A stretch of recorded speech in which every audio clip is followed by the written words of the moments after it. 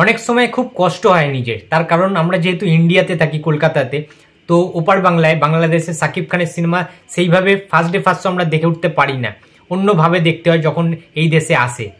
So সেটা তো একটা দুঃখজনক বিষয়।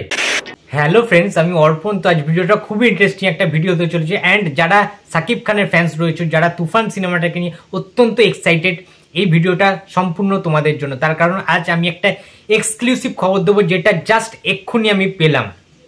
সো তুফান নিয়ে আমরা প্রত্যেকে এক্সাইটেড, প্রচন্ড পরিমাণে এক্সাইটেড। অ্যান্ড তুফান সিনেমাটার শুটিং স্টার্ট হবে আগামী সপ্তাহে। এবং সবচেয়ে বড় কথা হচ্ছে যে এই তুফান সিনেমাটা, কিং খান সাকিব খানের এই তুফান সিনেমাটা কিন্তু মুক্তি পাবে কোরবানির ঈদে। সো ধামাকাদার কিছু হতে চলছে। একটা যেটা সম্পূর্ণ এক্সক্লুসিভ, যেটা আমি খবর পেলাম এইমাত্র, এই সিনেমাটায় কিন্তু একটা দারুণ আইটেম সং থাকবে এবং সেটা ঈদ রিলেটেডই কিন্তু থাকতে চলেছে।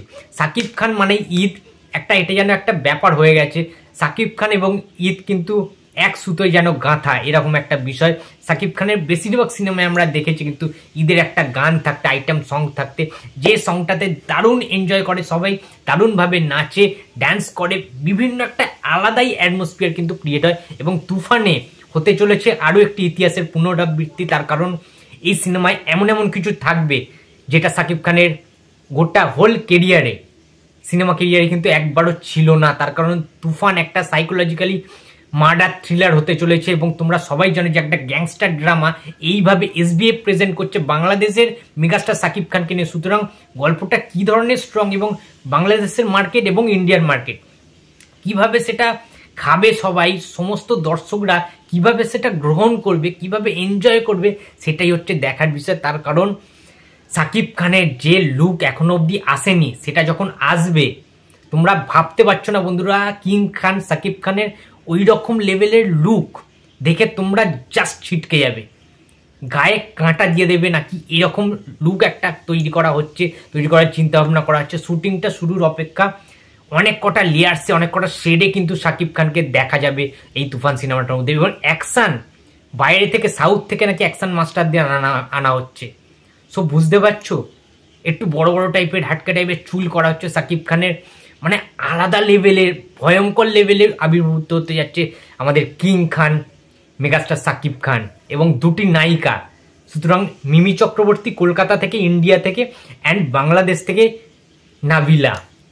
সো বুঝতে পারছো যে কী রকমের একটা সিনেমা ভাবতে চলেছে। এবং রায়ান রাফিকে ধন্যবাদ স্যার, যে আপনি এইরকমভাবে একটি সিনেমাকে প্রেজেন্ট করতে চলেছেন।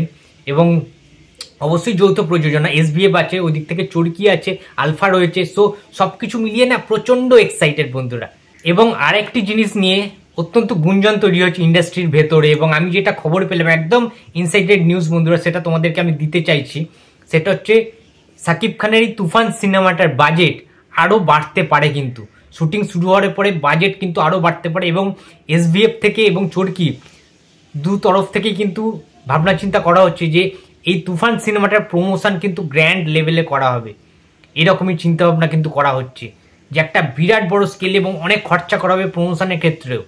শুধুমাত্র সব কিছু পুরো সিনেমাটা তো বটেই, এবং প্রমোশনের দিক থেকেও কোনো রকম খামতি যাতে না থাকে সেই রকমভাবে কিন্তু চিন্তাভাবনা করছে এসবিএফ এন্টারটেনমেন্ট ভেঞ্চার্স। অ্যান্ড ওদিক থেকে চরকি রয়েছে, আলফা রয়েছে। তো দু দেশ থেকেই কিন্তু যতটা সম্ভব ভালো করে কিন্তু প্রমোশন করার স্ট্র্যাটেজিটাই তারা নিচ্ছে, এরমভাবেই তারা প্ল্যানিংটা কিন্তু সাজিয়েছেন। তো এটা একটা দারুণ সুখবর যে পরের সপ্তাহ থেকেই, নেক্সট উইক থেকেই কিন্তু শুরু হয়ে যাচ্ছে তুফান সিনেমাটা, অর্থাৎ সাকিব খানের বহু প্রতীক্ষিত একটি সিনেমা, যেটা নিয়ে আমরা প্রত্যেকে এক্সাইটেড। মাস্ট ওয়াচ মুভি তুফান।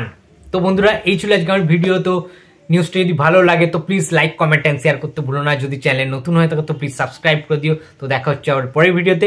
তো টাটা।